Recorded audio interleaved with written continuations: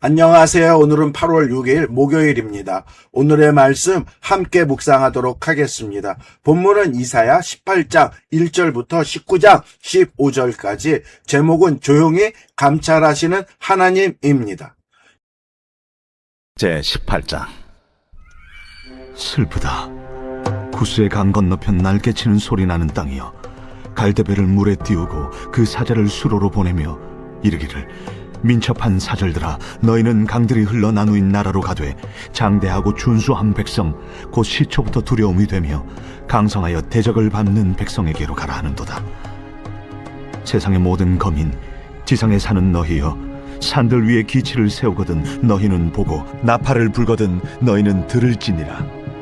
여호와께서 내게 이르시되, 내가 나의 처소에서 조용히 감찰함이 죄인은 일광 같고 가을 더위에 운무 같도다.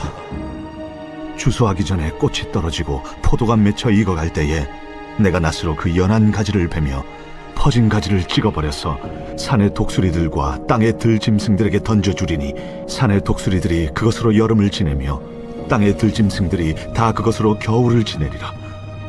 그때의 강들이 흘러 나누인 나라의 장대하고 준수한 백성, 곧 시초부터 두려움이 되며 강성하여 대적을 밟는 백성이 만군의 여호와께 드릴 예물을 가지고 만군의 여호와의 이름을 두신 곳 시온산에 이르리라. 제19장. 애굽에 관한 경고라. 보라, 여호와께서 빠른 구름을 타고 애굽에 임하시리니 애굽의 우상들이 그 앞에서 떨겠고 애굽인의 마음이 그 속에서 녹으리로다. 내가 애굽인을 격동하여 애굽인을 치리니 그들이 각기 형제를 치며 각기 이웃을 칠 것이요, 성읍이 성읍을 치며 나라가 나라를 칠 것이며 애굽인의 정신이 그 속에서 쇠약할 것이요, 그의 계획을 내가 깨뜨리리니 그들이 우상과 마술사와 신접한 자와 요술객에게 물으리로다. 내가 애굽인을 잔인한 주인의 손에 붙이리니 포악한 왕이 그들을 다스리리라. 주 만군의 여호와의 말씀이니라. 바닷물이 없어지겠고 강이 잦아서 마르겠고 강들에서는 악취가 나겠고 애굽의 강물은 줄어들고 마름으로 갈대와 부들이 시들겠으며 나일 가까운 곳, 나일 언덕의 초장과 나일강 가까운 곡식밭이 다 말라서 날려가 없어질 것이며, 어부들은 탄식하며 나일강에 낚시를 던지는 자마다 슬퍼하며 물 위에 그물을 치는 자는 피곤할 것이며 세마포를 만드는 자와 배 짜는 자들이 수치를 당할 것이며 그의 기둥이 부서지고 품꾼들이 다 마음에 근심하리라. 수안의 방백은 어리석었고 바로의 가장 지혜로운 모사의 책략은 우둔하여졌으니, 너희가 어떻게 바로에게 이르기를, 나는 지혜로운 자들의 자손이라, 나는 옛 왕들의 후예를 할 수 있으랴. 너희 지혜로운 자가 어디 있느냐? 그들의 만군의 여호와께서 애굽에 대하여 정하신 뜻을 알 것이요 곧 내게 말할 것이니라. 소안의 방백들은 어리석었고 노베 방백들은 미혹되었도다. 그들은 애굽 종족들의 모퉁이 또리건을 애굽을 그릇가게 하였도다. 여호와께서 그 가운데 어지러운 마음을 섞으셨으므로 그들이 애굽을 매사에 잘못 가게 함이 취한 자가 토하면서 비틀거림 같게 하였으니, 애굽에서 머리나 꼬리며 종려나무 가지나 갈대가 아무 할 일이 없으리라. 18장 1절에서 7절까지는 조용히 감찰하시는 하나님의 섭리와 구스의 사절입니다. 구스는 아수르의 위협에 맞서기 위해 유다와 동맹을 맺고자 민첩하게 사절단을 예루살렘에 보냅니다. 그러나 하나님은 세상의 강한 군사력을 대체할 동맹을 의지하지 말고 그들을 돌려보내라고 하십니다.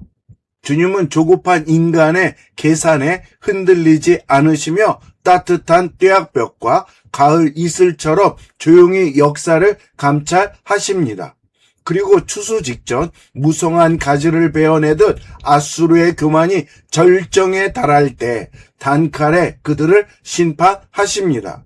주님의 일시적인 침묵은 방관이 아니라 가장 정확한 때에 구원을 베푸시기 위한 확실하고 깊은 통치입니다. 19장 1절에서 4절까지는 애굽의 자중질환과 참된 통치자에 대한 이야기입니다.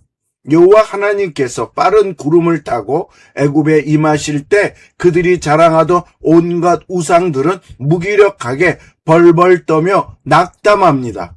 하나님을 배제하고 우상을 숭배하며 교만하게 행하던 애굽 사회는 내부 분열과 극심한 자중질환에 빠지게 됩니다. 그들이 신뢰하던 하나님의 권력과 군사적 방책은 하나님의 심판의 불꽃 앞에서는 아무런 소용도 없이 무너집니다. 이 뼈아픈 역사의 심판 과정을 통해 오직 여호와 하나님만이 온 세계의 진정한 주제이심이 온전히 선포됩니다. 성도는 세상의 거대한 힘이나 화려한 위세에 마음을 빼앗기지 말고 오직 주님께 영혼을 고정해야 합니다. 19장 5절에서 10절까지는 애굽의 생명줄인 나일강의 경제적 파탄에 대한 이야기입니다. 애굽은 풍요의 상징이자 삶의 든든한 젖줄인 나일강을 맹신하며 영적인 안일함과 교만에 깊이 빠져 있었습니다. 하지만 하나님께서 나일강의 물을 마르게 하시고 강을 어둡게 하실 때 그들의 모든 농업과 상업이 완전히 무너집니다.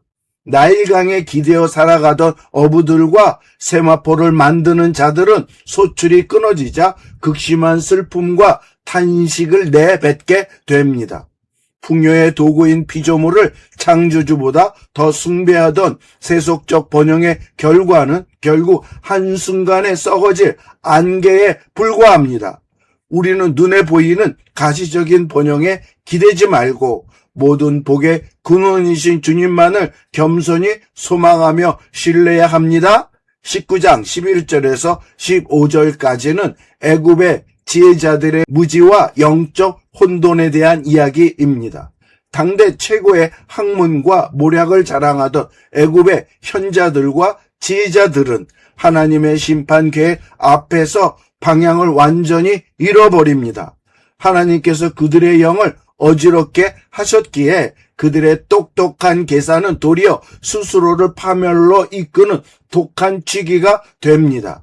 주님의 주권적인 역사 경영을 깨닫지 못한 채 인간의 얄팍한 전문성에 취한 지도자들은 머리와 꼬리가 다 흔들립니다. 아무리 화려한 이성과 세상의 학문이라 할지라도 하나님의 지혜 앞에서는 셈할 가치도 없는 헛된 얼무에 지나지 않습니다. 인생의 모든 무능과 한계를 주님 앞에 정직하게 시인하고 오직 주님이 주시는 참된 분별력의 가르침을 쫓아 살아가야 합니다. 묵상할 것에 대해서 말씀을 드리겠습니다. 첫째, 구수는 필요 없다입니다. 선지자는 유다와 동맹을 맺기 위해 찾아온 구수의 사절단에게 아무런 영적 도움이 되지 못하니 속히 돌아가라고 단호하게 명령합니다.